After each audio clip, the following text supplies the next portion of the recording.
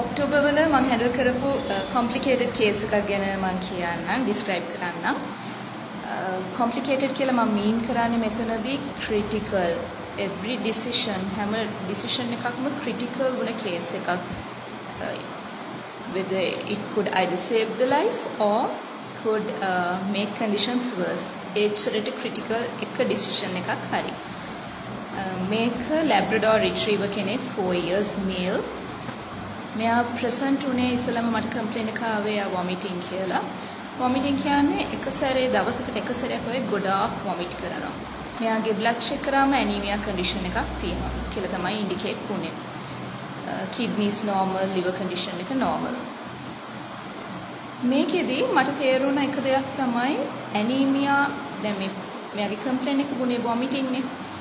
මෙයාගේ රිපෝට්ස් බලද්දී ඇනීමියා කන්ඩිෂන් එක නිසා එන වොමිටින් එකක් නෙමෙයි තිබ්බේ. වෙන රීසන් එකක් තිබ්බා වොමිටින් වලට කියලා මට දැනුණා මෙයාගේ බ්ලඩ් පැරාමීටර්ස් චෙක් කරද්දී. එතකොට මට සිද්ධ වුණා මෙයාගේ වොමිටින් කන්ට්‍රෝල් කරන්න. මොනවත් ගන්න බෑ, වතුරවත් බොන්න බෑ, වොමිට් වෙන තත්වයකට ආවා. ඒ වෙනකොට ඉස්සලාම වොමිටින් මැනේජ් කරලා මම ඩිසයිඩ් කරා vomiting manage කරලා ඊට පස්සේ anemia වලට treat කරනවා කියලා. This what usually happens is we treat for anemia first and see. The vomiting සමහර වෙලාවට anemic conditions වලදීත් එන්න පුළුවන් නිසා. But here it was the other way around. Vomiting වලට treat කරලා ඊට පස්සේ තමයි decide කරේ. First treat කරලා settle වුණාට පස්සේ anemia වලට treat කරනවා කියලා මම decide කරා.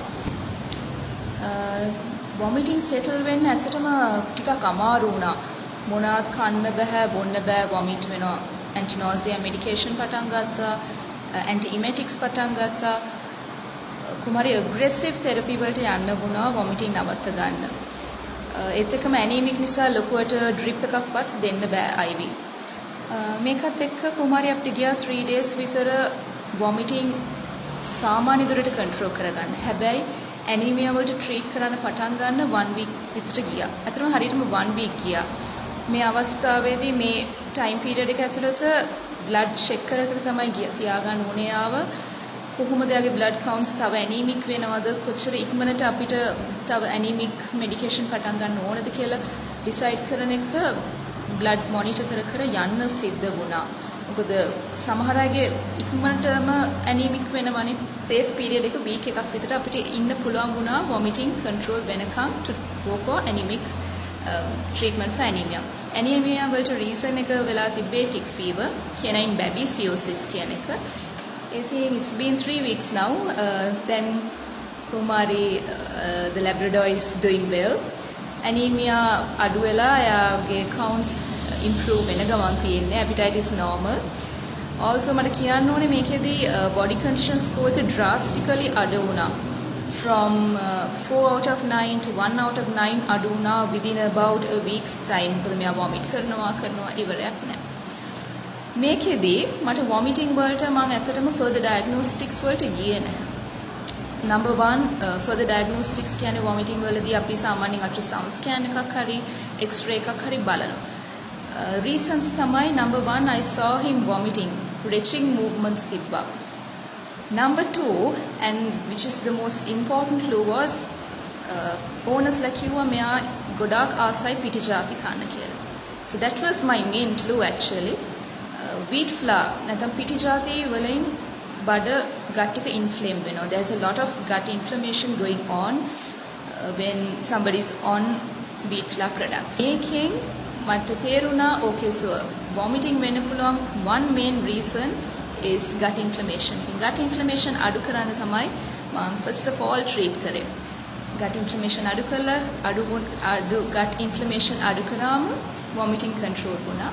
ඊට පස්සේ anemia වලට treat කරා. මේ හේතුව නිසා අපිට further diagnostics වලට යන්න ඕනේ නැහැ. ultrasound scanning වලට යන්න ඕනේ නැහැ. x-rays වලට යන්න ඕනේ නැහැ. So key points here. You don't need high-tech solutions to go for, proper diagnosis. ඔයගලන්ට high-tech මේව equipment වත් testing වලටවත් සමහර conditions වලදී යන්න ඕනේ නැහැ. ලෙඩක් ඩයග්නෝස් කරන්න සමහර කන්ඩිෂන්ස් වලදී. Number 2, ඔයගේ පෙට්ගේ හැම දෙයක්ම වෙට කියන්න හංගන්න එපා. We are not here to judge, we are here to help, right? එතකොට එයා කැමති මොනවද, කන්නේ මොනවද, just be friendly with your pet. එතකොට එයාට ඒකෙන් clues එනවා මට මොකක්ද ඊළඟට කරන්න පුළුවන් මේ පෙට්ට කියලා. Number 3, the most important is proper safe nutrition is key. මොකද wheat flour products එක gut එක ආසාදනේ නැහැ. gut එක inflame කරන වලට හුරු කරොත් මේ වගේ conditions එන්න පුළුවන්. This was a case where the pet was on the verge of death. ඒ කියන්නේ මැරෙන්න වුණත් යන්න පුළුවන් අපි වැරදි decision එක ගත්තා නම් ඒ එක වෙලාවක හරි. ඉතින් මේ වගේම worse වෙනවා improper nutrition වලදී. මේ වගේ conditions trigger වෙනවා improper nutrition වලදී. ඉතින් හැමතිස්සෙම safe, very safe products or just be cautious with what you feed your pet. හරීම කල්පනාවෙන් ඔයාගේ pet කන දෙන එක ගැන කල්පනාවෙන් ඉන්න. ඉතින් මේවල් key lessons ඔයගලන්ටත් හොඳයි ඔයගලගේ pet දැනගන්න.